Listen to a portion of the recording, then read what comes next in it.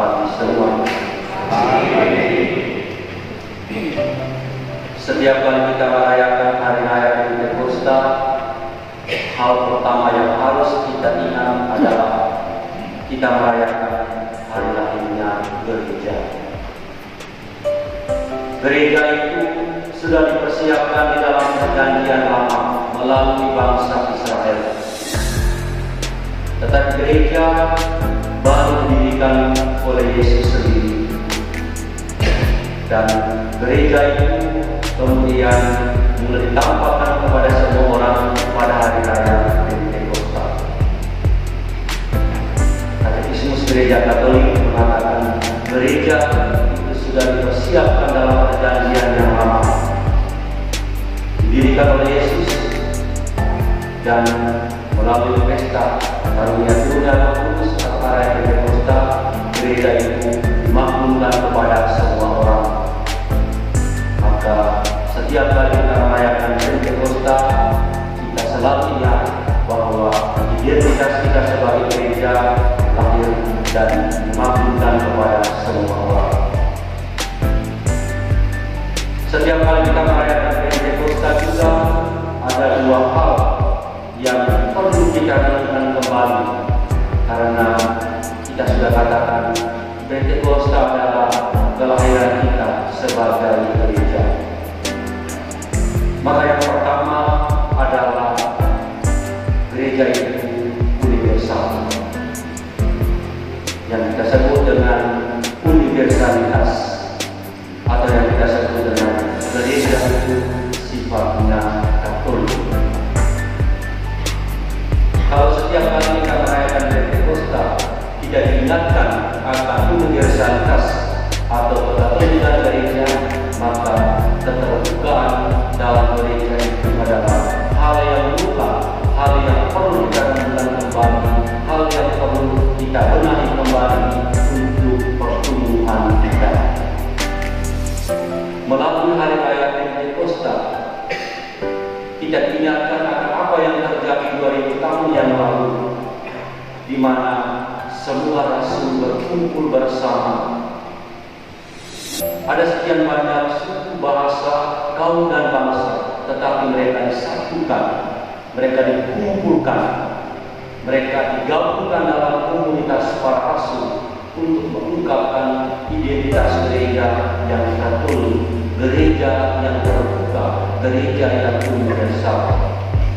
Siapa saja boleh datang masuk menjadi anggota gereja.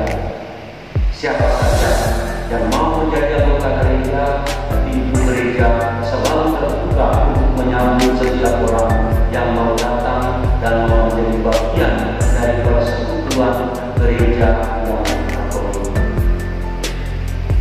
Maka setiap kali Pentakosta pula kita selalu merenungkan hal ini. Kalau sifat gereja Katolik universal terbuka, maka hari raya Pentakosta juga mengingatkan kita semua. Di antara kita semua tidak ada yang namanya sekat-sekat. Pentakosta mengingatkan kita semua bahwa kita semua anggota gereja yang Katolik, yang universal, yang terbuka. Tidak ada perbedaan di antara kita semua. Kita semua adalah keluarga. Kendati kita datang dengan berbagai latar belakang, budaya, bahasa, status sosial, tetapi kalau kita sudah disatukan dalam persekutuan gereja yang Katolik, maka itu tidak berlaku untuk kita. Dalam gereja tidak ada tempat bagi orang-orang khusus, tetapi dalam gereja semua kita saling menerima, karena kita semua itu adalah universal. Setiap kali kita merayakan Pentakosta, hal yang kedua yang perlu kita renungkan adalah misi, perutusan. Kita dengar dalam bacaan yang ketiga tadi ini, Yesus mengatakan bahwa Roh Kudus datang dan Dia akan memberi kesaksian. Dia akan bersaksi tentang apa yang dia alami dari saya, dari Yesus.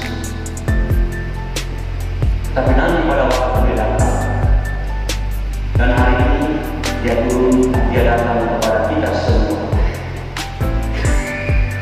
Di bawahnya Yesus katakan, tetapi kamu yang sudah sejak semula sudah bersama-sama dengan aku, kamu harus bersaksi, kamu harus bermisi. Maka setiap kali kita merayakan Pentakosta, kita diingatkan akan misi perkudusan kita sebagai orang-orang yang telah menerima Roh Kudus. Setiap kali kita dibaptis, kita telah menerima Roh Kudus, meterai yang dikenakan kepada kita bahwa kita ini adalah milik Kristus. Kita bukan milik dunia lagi, kita bukan milik daging lagi, tetapi kita adalah milik Tuhan, sebagaimana yang kita dengar dalam bacaan yang kedua. Roh membuat kita semua menjadi milik Tuhan.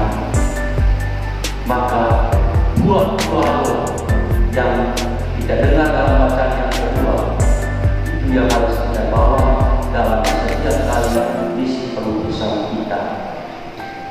Setiap orang yang dibaptis punya tugas dan tanggung jawab untuk membawa buah-buah roh itu dalam hidup. Apa saja?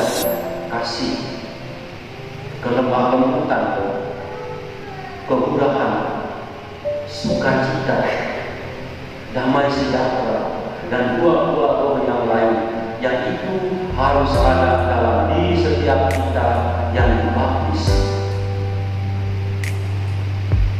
Hal yang kita terima juga adalah setiap kali kita menerima sakramen Krisma, kita menerima kepenuhan karunia Roh Kudus itu. Sakramen Krisma adalah sakramen penguatan, sakramen perkudusan. Apa yang kita buat? Kita diutus untuk bersaksi tentang Yesus. Kita diutus untuk bersaksi tentang buah-buah Roh Kudus. Kita diutus untuk bercerita tentang Yesus dan buah-buah Roh dalam hidup kita, kepada keluarga kita, kepada sesama di sekitar kita, kepada komunitas kita, kepada paroki kita. Saya tertarik dengan apa yang dikatakan dalam bacaan pertama. Pada hari raya Pentakosta, semua orang berkumpul di satu tempat. Ini mengingatkan kita semua akan kesatuan kita sebagai gereja. Ini mengingatkan kita semua bahwa melalui hari raya Pentakosta yang harus kita buat adalah sadar akan baptisan kita. Kita dibaptis, kita menerima karunia Roh Kudus dan buah-buahnya.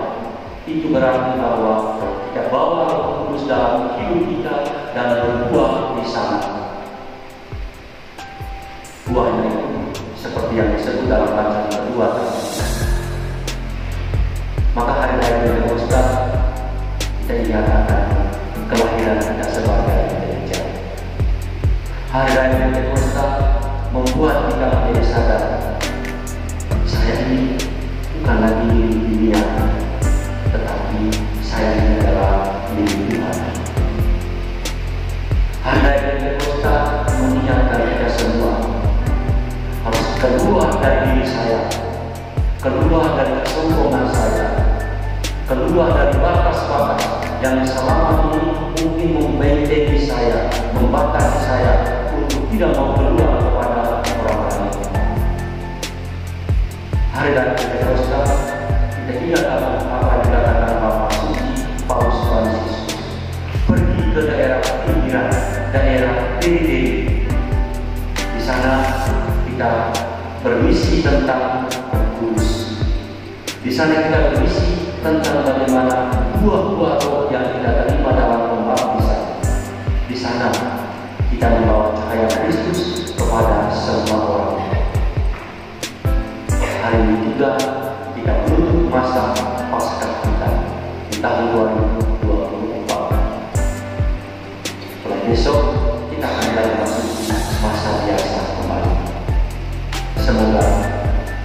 turunnya Roh Kudus. Semoga percurahan Roh Kudus ini membuat kita lebih semangat lagi untuk berbisik tentang Yesus, berbisik tentang kerajaan Allah, berbisik tentang buah-buah Roh untuk keselamatan kita semuanya.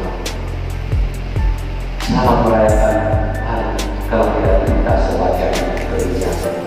Tuhan memberkati kita sekarang dan selama-lamanya. Amin.